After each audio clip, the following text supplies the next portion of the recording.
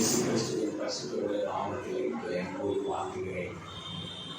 இந்த நாளின் செய்தியை கேட்டுக்கொண்டிருக்கிற ஒவ்வொரு பிள்ளைகளையும் கர்த்தர் அபிவிதமாக ஆசீர்வதிப்பாராக.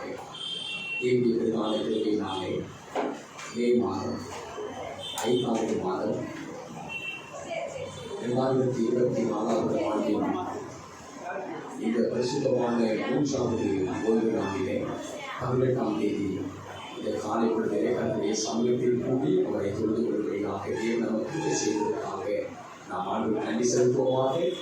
இந்த நாளிலே மிகவும் ஆச்சரியமான சத்தியத்தை நாம் தியானிக்கும்படியாகிறோம். கர்த்தர் தாமே நம்முடைய கண்களையும் நம்முடைய இருதயத்தையும் திறந்து இந்த நாளின் சத்தியத்தை நாம் புரிந்து கொள்ளும்படியாக ஆவியாளர் கிருபை செய்வாராக.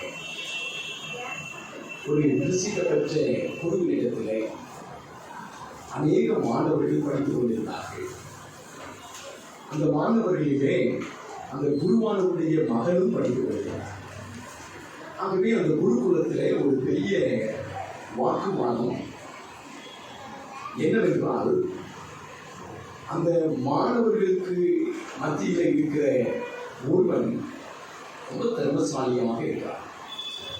ஆகவே அந்த மாணவர்கள் பேசிக்கொண்டார்கள், குருவினுடைய மகன் சிறந்தவனா அல்லது அந்த மாணவர்கள் படித்துக் கொண்டிருக்கிற மாணவர்களிலே படித்துக் கொண்டிருக்கிறவர்களில் ஒருவன் மிகவும் சிறந்தவனாக இருக்கிறானே, அவன் மிகவும் சிறந்தவனா என்று அவர்களுக்குள்ளே பேச்சுவார்த்தை நடந்து கொண்டே இருந்தார்.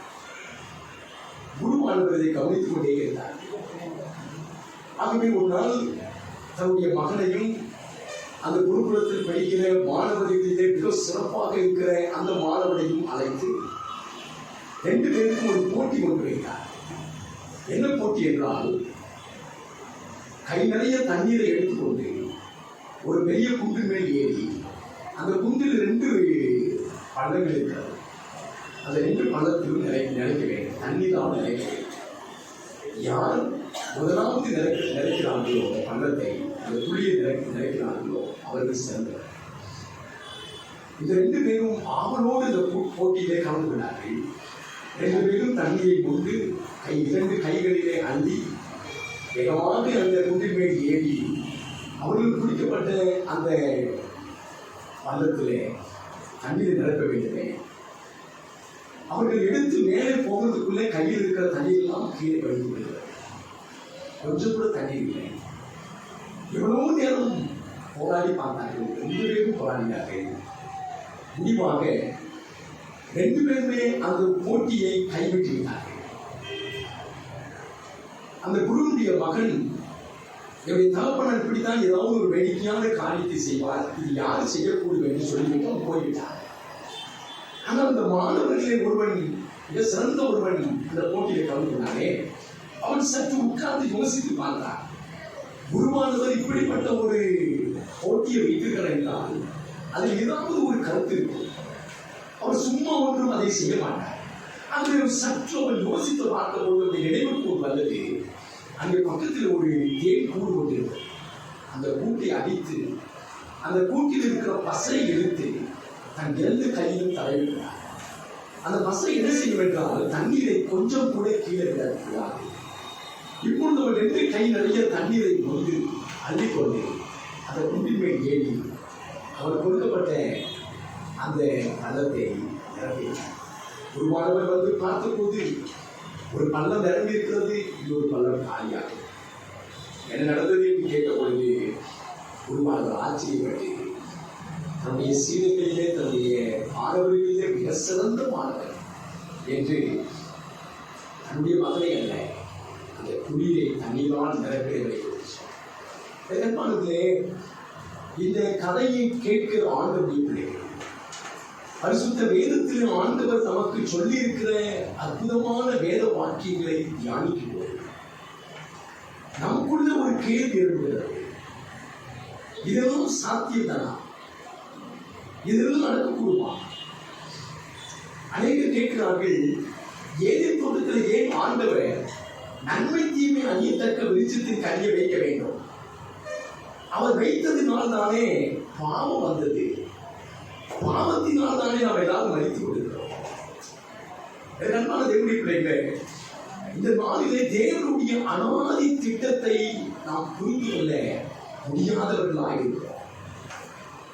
இந்த நாளிலே ஆண்டவர் தம்முடைய திட்டத்தை எவ்விதமாக செயல்படுத்துகிறார் என்பதை நாம் சிந்திக்க வேண்டியிருக்கிறோம். மிகவும் ஆச்சரியமான சத்தியத்தை இந்த நாளிலே கர்த்தர் கொடுக்கிறார். முதலாவதாக நாம் பரிசுத்த வேதத்தில் வாசிக்கிறோம். அப்போஸ்தலர் 15வது அதிகாரம் 18வது வசனத்தை நாம் வாசிக்கும் போது, உலக தோற்றம் முதல் இங்கே செயல் இருக்கிறது. உலக தோற்றம் முதல் தேவனுக்கு தம்முடைய கிரியையெல்லாம் தெரிந்திருக்கிறது. அவர் எல்லாவற்றையும் திட்டமாக தெளிவாக செய்து கொண்டிருக்கிறார்.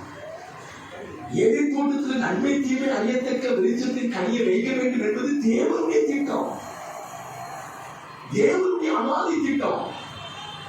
நாம் தேவனிடத்திலே ஏன் அப்படி செய்கிறேன் என்று கேட்கக்கூடாது. அவர் செய்வதெல்லாம் நன்மைக்கு எதுவாகவே இருக்கிறது. அதை நாம் புரிந்து கொள்ள வேண்டும். இப்பொழுது எனக்கு அன்பான தேவனுடைய பிள்ளைகளே, ஏசாயா 14வது அதிகாரத்திலே 27வது வசனத்தை நாம் வாசிக்கும் போது, சேனைகளின் கர்த்தர் இப்படி நிர்ணயித்திருக்கிறார், யார் அதை வேர்த்தமாக்கும்? சேனைகளின் கர்த்தர் இப்படி அவர் செய்ய நினைத்திருக்கிறார். அவர் அந்த நன்மை தீமை அறியத்தக்க விருட்சத்தின் கனியை வைக்க வேண்டும் என்று நிர்ணயித்திருக்கிறார். யார் அதை உயர்த்தமாக்குவார்? அவருடைய கை நீட்டப்பட்டிருக்கிறது. யார் அதை திருப்புவார்? கர்த்தருடைய செய்கைகள் ஆச்சரியமானவை. இன்றைக்கு பரிசுத்த வேதாகமத்தில் அநேக கேள்விகளை ஜனங்கள் கேட்கிறார். ஆனால் தேவன் எல்லாவற்றையும் ஏற்கனவே திட்டமிட்டு அவர் செய்து கொண்டிருக்கிறார். இந்த உலகத்திற்கு பாவம் வர வேண்டும், இந்த உலகத்திற்கு பாவம் வந்தால் அந்த ஜனங்களை மீட்க வேண்டும் என்பதெல்லாம் அனாதி திட்டமாக இருக்கிறது.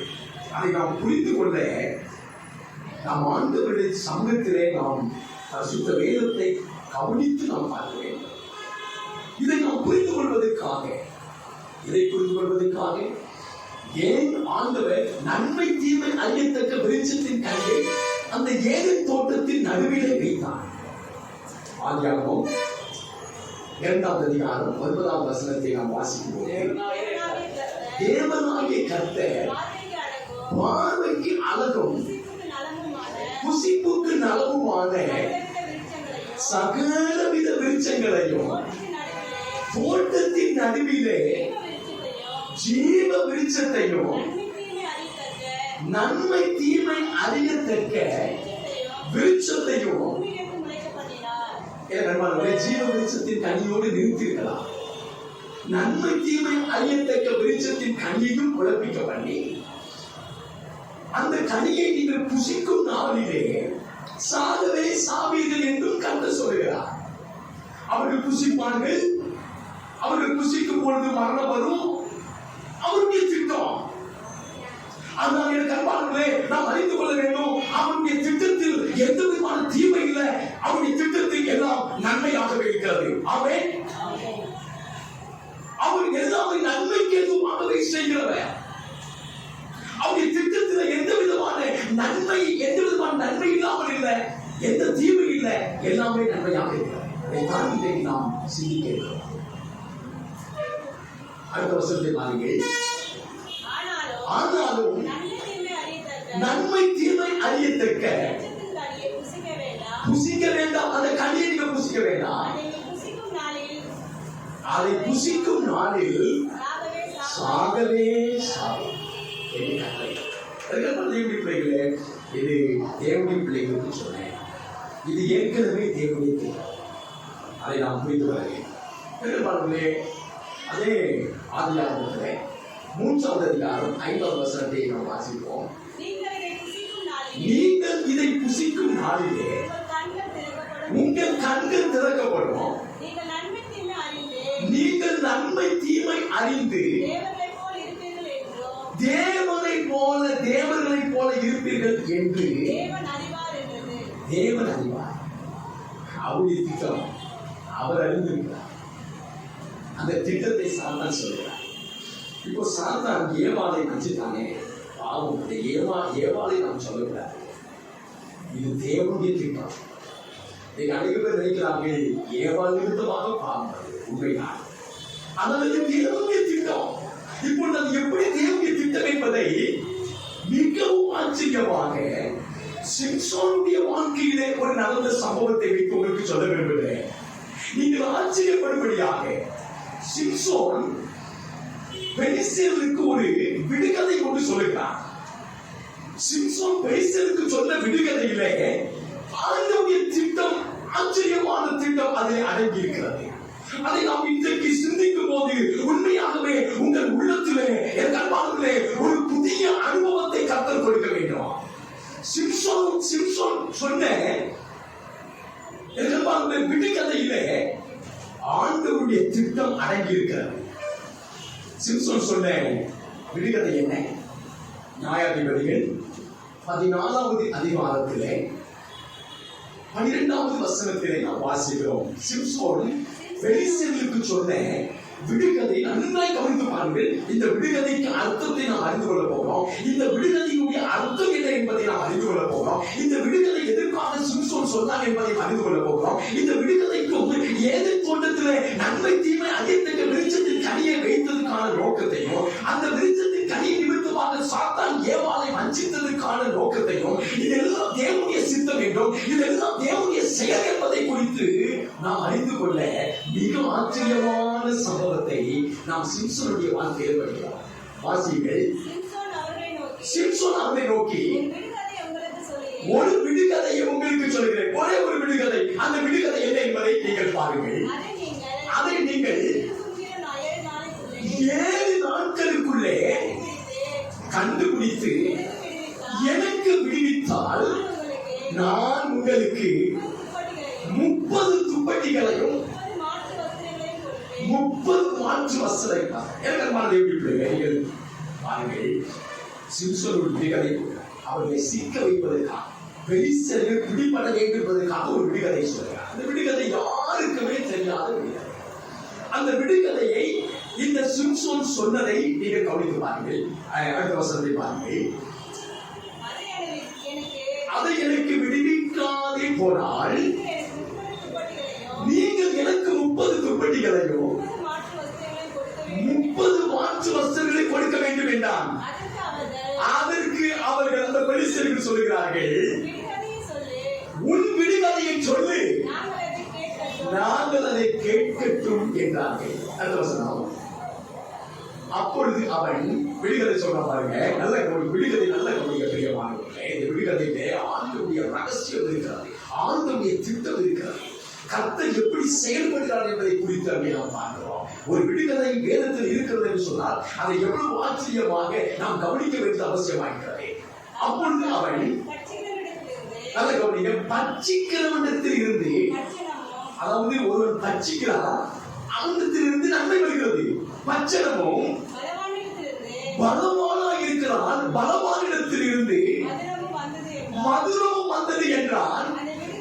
அந்த விடுகதையை அவர்களால் 3 நாள் மட்டும் அவர்களால் விடுவிக்கவே முடியவில்லை. 3 நாள் மட்டும் இல்லை, அந்த விருந்து உண்கிற 7 நாட்களும் அவர்களால் விடுவிக்க முடியும். இந்த விடுகதை சிம்சோனுக்கு மாத்திரம் தான் தெரியும், அவருடைய பெற்றோருக்கும் தெரியாது. இப்போ அந்த விடுகதை யாருக்குமே தெரியல, விடுகதை விடுவிக்க முடியல என்று அந்த பெலிஸ்தர்கள் அறிந்த போது, இப்பொழுது சிம்சோன் மிகவும் சிநேகித்த அந்த சிம்சோனுடைய அவர் மிகவும் அதிகமாக நேசித்த அந்த ஸ்திரீயிடத்தில் வந்து கேட்கிறார்,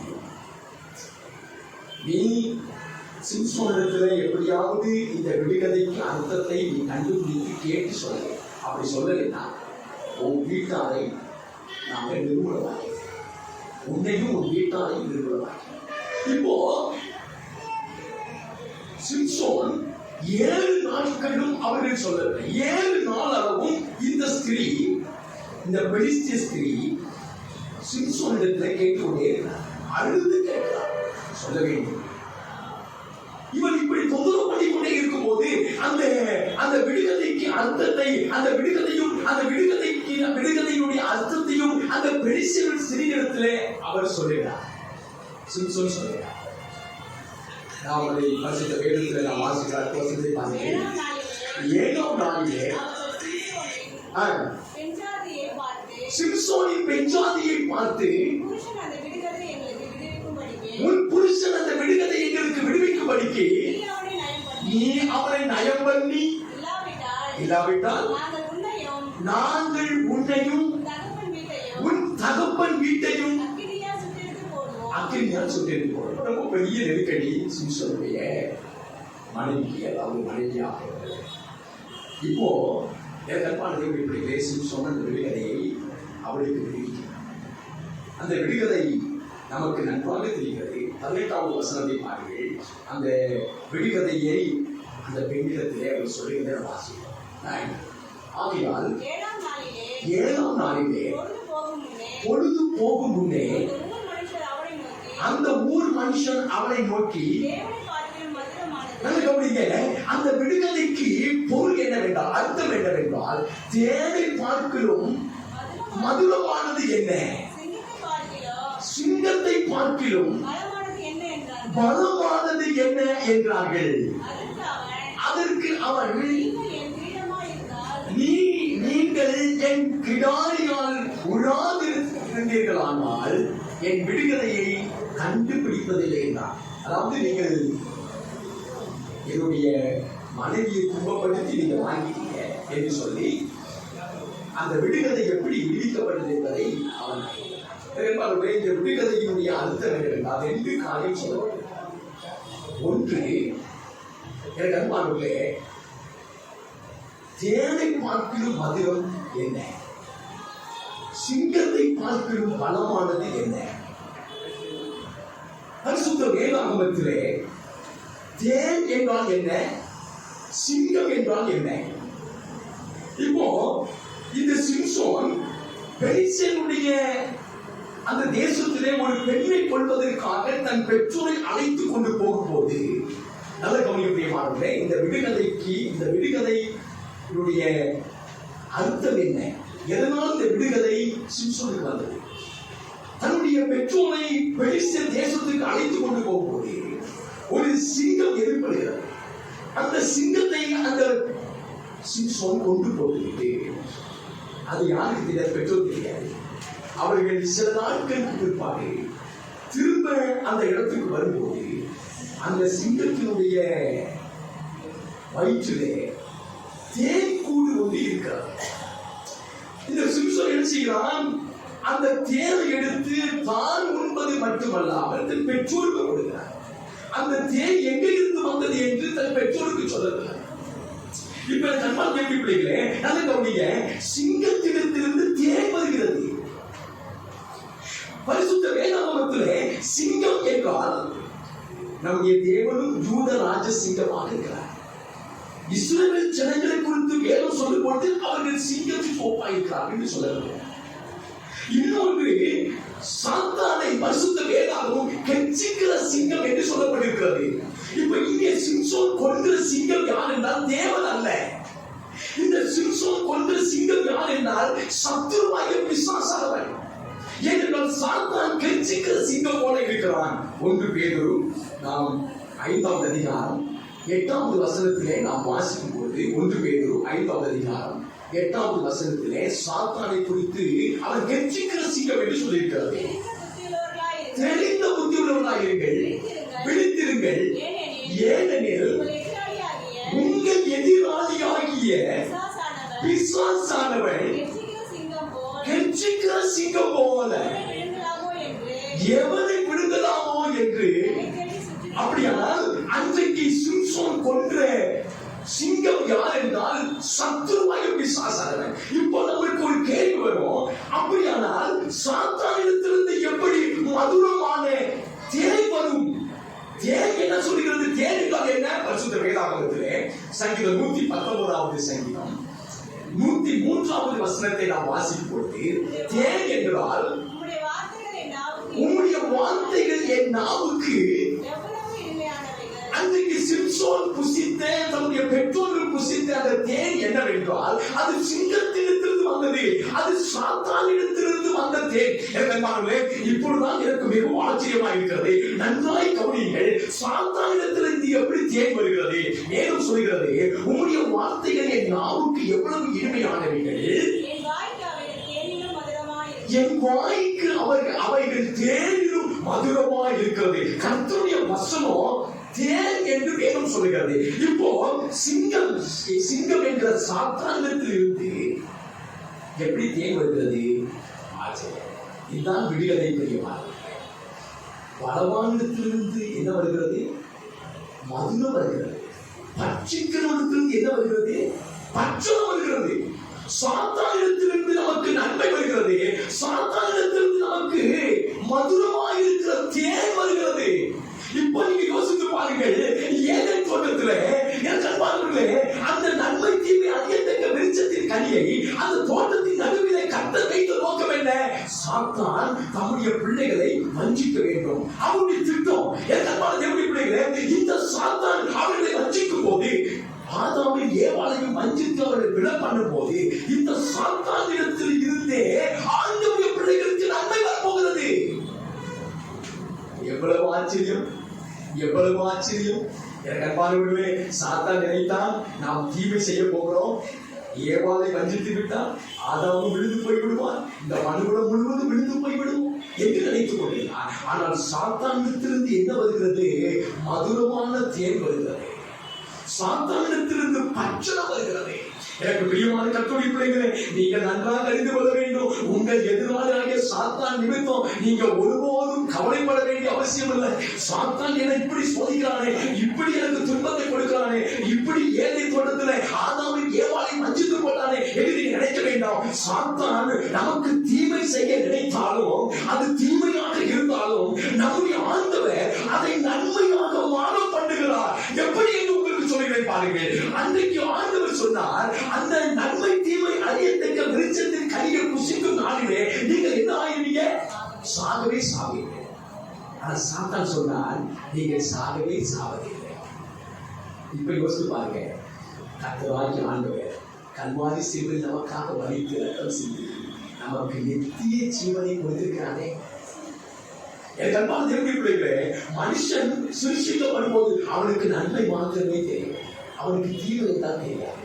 இப்போ அந்த நன்மை தீமை அறியத்தக்க விருட்சத்தின் கனியை ஆதாமும் ஏவாளும் புசித்ததினாலே தீமை என்றால் என்ன என்பதை அவர்கள் அறிந்து கொண்டார்கள். இந்த உலகத்தில் பாவம் என்றால் என்ன, பாவம் எப்படி இருக்கும் என்று மனுஷனுக்கு தெரிய வேண்டும். இது தேவனுடைய அனாதி திட்டம். பிரியமானவர்களே, இது இன்றைக்கு நேற்றைக்கு அல்ல, இந்த உலகம் சிருஷ்டிக்கப்படுவதற்கு முன்பதாகவே தேவனுடைய திட்டம். அதனால்தான் தேவன் அந்த தோட்டத்தின் நடுவிலே நன்மை தீமை அறியத்தக்க விருட்சத்தின் கனியை வைத்தார். தேவனுடைய பிள்ளைகள் நன்மை மாத்திரமல்ல, தீமை தெரிந்திருக்க வேண்டும்.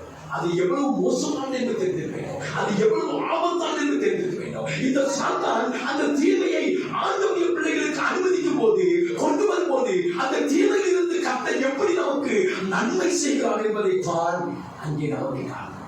ஆகவே சிம்சோன் ஒரு சிங்கத்தை கொண்டதும், அந்த சிங்கத்தினிடத்திலிருந்து எடுத்த தேன் சாத்தானையும், சாத்தானிடத்திலிருந்து வந்த அச்சரத்தையும், சாத்தானிடத்திலிருந்து நமக்கு வந்த தேனையும் எவ்வளவு ஆசீர்வாதம். இன்றைக்கு நம்முடைய எதிராளியாக பிசாசானவன் நமக்கு தீமை செய்ய வேண்டும் என்று நினைத்தால் அதை கர்த்தர் நன்மையாக மாற பண்ணுகிறவர் என்பதை நீங்கள் ஒரு நாள் மறந்து போக வேண்டாம். அதை சொல்வதற்காக அற்புதமாக அந்த பெலிஸ்தனுக்கு சொன்ன சிம்சோனுடைய விடுகதை, அந்த விடுகதையினுடைய அர்த்தம் இன்றைக்கு ஆண்டவருடைய பிள்ளைகள் இந்த சத்தியத்தை நாம் கேட்கும் போது, எனக்கு அன்பான தேவனுடைய பிள்ளைகளே, கர்த்தருடைய திட்டம் எப்படிப்பட்டது, அவர் எவ்வளவு அநாதி திட்டத்தை நமக்கு வைத்திருக்கிறார். அந்த திட்டங்கள் ஒன்று நமக்கு தீமை அல்ல, அவைகள் எல்லாம் நன்மைக்காக இருக்கிறது என்பதை நாம் இன்றைக்கு புரிந்து கொள்வதற்காக இந்த சிம்சோனுடைய சரித்திரம், இந்த ஏதேன் தோட்டத்துடைய சரித்திரம் நமக்கு சொல்லி காட்டுகிறது. இப்பொழுது ஒரு வசனத்தை வாசித்து நாம் முடிக்க போகிறோம். ஆதியாகமம் 50வது அதிகாரத்திலே யோசேப்பு சொல்கிறான், யோசேப்புடைய சகோதரர்கள் அந்த யோசேப்பை குழியிலே தூக்கி போட வேண்டும். யோசேப்பை விட்டு போட்டார். யோசேப்பு தூர தேசத்தில் கொண்டு போகிறார்.